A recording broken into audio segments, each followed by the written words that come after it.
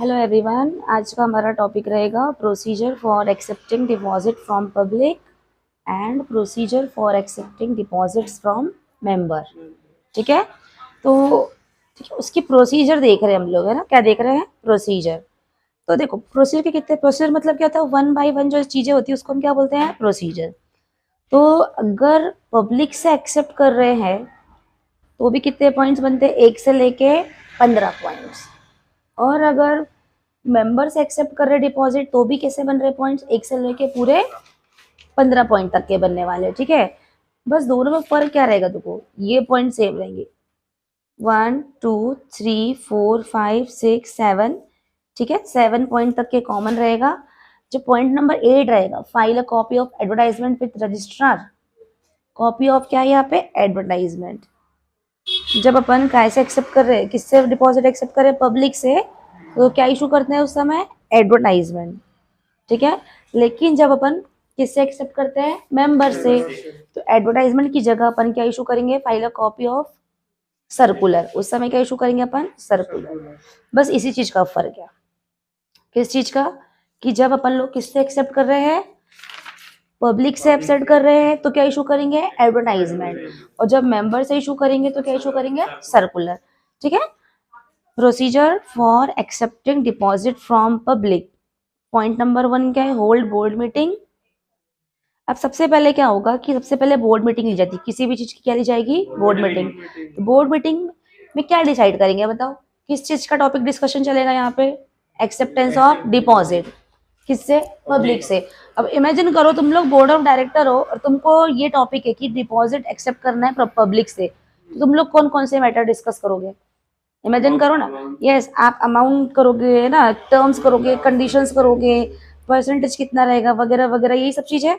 तो भैया पहली बोर्ड मीटिंग वही होगी, होल्ड बोर्ड मीटिंग।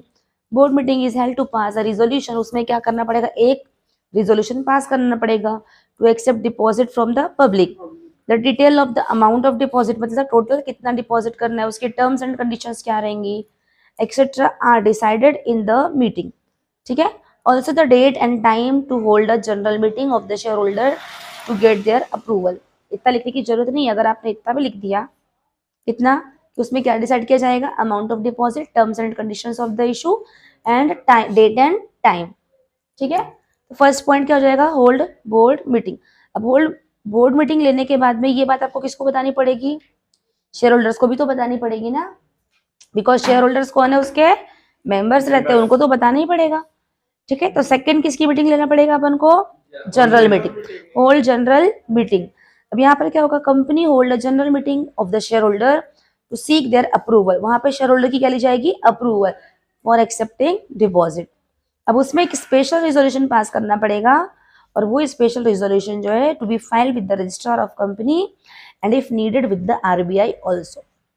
पहले बोर्ड मीटिंग हुआ, उसमें सारा डिस्कशन हुआ। वो डिस्कशन कहाँ पे रखा जाएगा? जनरल मीटिंग में। फिर उनसे उनका अप्रूवल लेंगे, किसका? शेयर होल्डर्स का।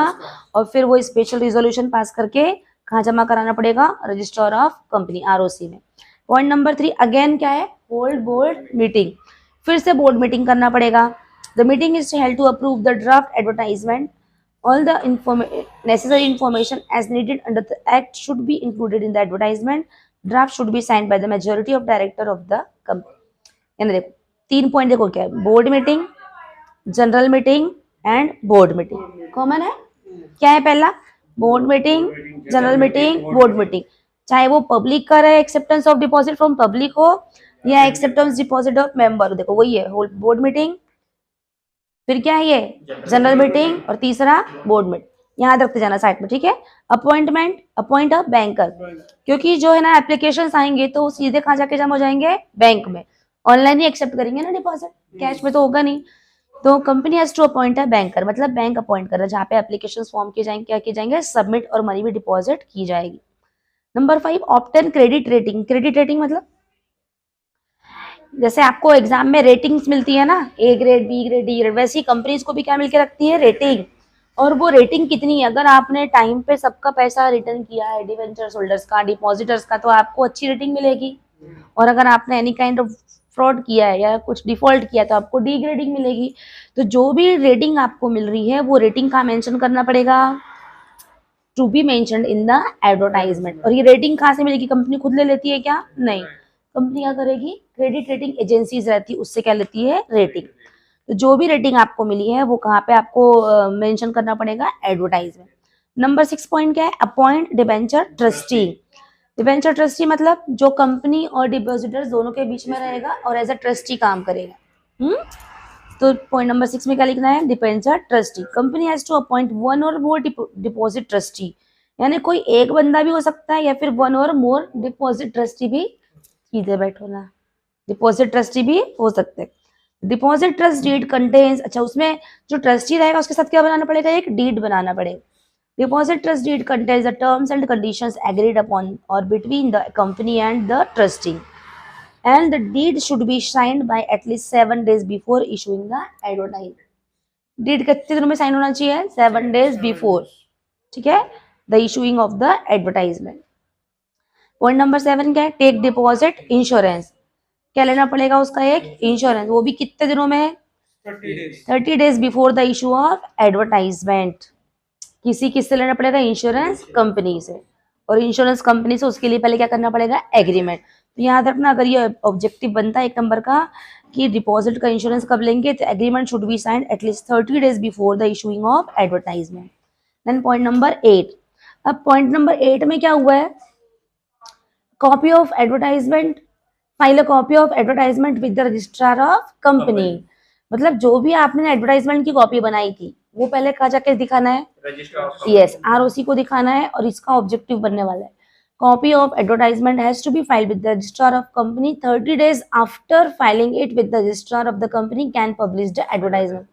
मतलब जब आपने आरओसी को वो सबमिट कर दिया है उसके 30 दिनों के अंदर वो एडवर्टाइजमेंट क्या होनी चाहिए?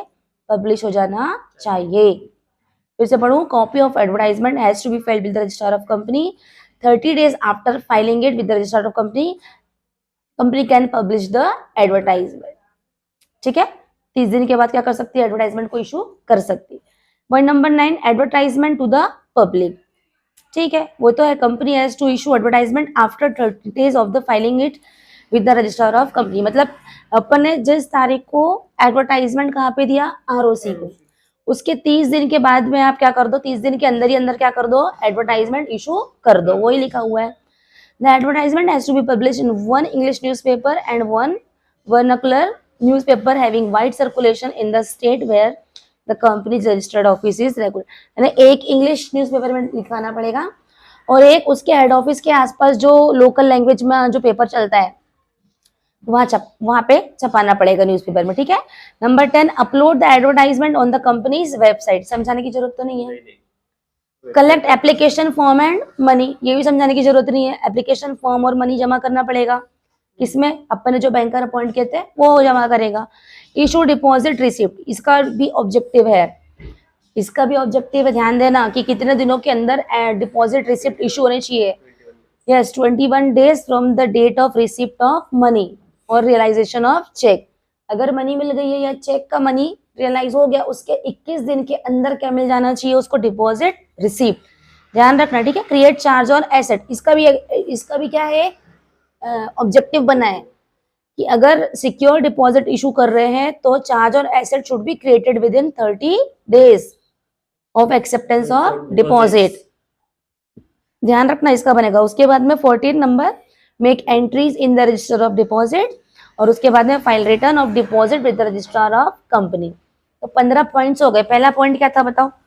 Board meeting, general meeting, board meeting, फिर बैंकर, क्रेडिट रेटिंग और डिपॉजिट ट्रस्टी। अब देखो ये 3 तो आपको याद हो ही गए ना, board meeting, general meeting, board meeting. ठीक है। उसके बाद में बी दिख रहा है, बैंकर बी, सी दिख रहा, फिर डी और डी। 3 होने के बाद में B, C, double D. B से क्या बनेगा? Appoint banker, credit rating, deposit trustee and deposit insurance. ठीक है, ये 7 तो आप याद ही कर लो। ये सेम है इसमें भी, किसमें? मेंबर वाले में भी बिल्कुल पूरा ये सेम है। उसके बाद बस क्या था? पॉइंट नंबर 8 में थोड़ा चेंज था। यहाँ पे कॉपी ऑफ एडवर्टाइजमेंट था, तो वहां पे क्या रहेगा? Copy of circular. Advertisement to the public, तो सर्कुलर टू द मेंबर रहेगा उसमें। बाकी फिर सेम रहेगा। अपलोड द एडवर्टाइजमेंट, तो अपलोड द सर्कुलर, है ना बराबर। फिर कलेक्ट एप्लीकेशन मनी वगैरह वगैरह, वो सब चीजें पॉइंट सेम है, बस 8, 9 और 10 में जहां जहां एडवर्टाइजमेंट वर्ड है वहां वहां पे क्या लिख देने का है, सर्कुलर। एडवर्टाइजमेंट किसके लिए इशू करते हैं, पब्लिक के लिए, और अपने खुद के इंटरनल मेंबर है तो क्या इशू करेंगे, सर्कुलर। तो आप लोग इसको अच्छी तरह से याद कर लो, बहुत इजी है, ठीक है। Procedure for accepting deposit from public and procedure for accepting deposit from member. Board meeting, general meeting, board meeting, BCDD। B से क्या बनेगा, point number 4 appoint banker, C से क्रेडिट रेटिंग, सी से deposit trustee and deposit insurance. फिर उसके बाद में copy of advertisement to registrar, yes. उसके बाद में advertisement to the public, upload the advertisement, copy on the website, collect application money. Application money मिलने के बाद क्या देना है, रिसिप्ट देना है। कितने दिनों में देना रिसिप्ट, 21 डेज में। क्रिएट चार्ज ऑन एसेट कितने दिनों में, 30 डेज में एक एंट्री करना है, जो भी जिन लोगों ने भी वो खरीदा है डिपॉजिट उसकी एंट्री करना है और उसका रिटर्न फाइल करना है। क्लियर, इसको याद कर लो।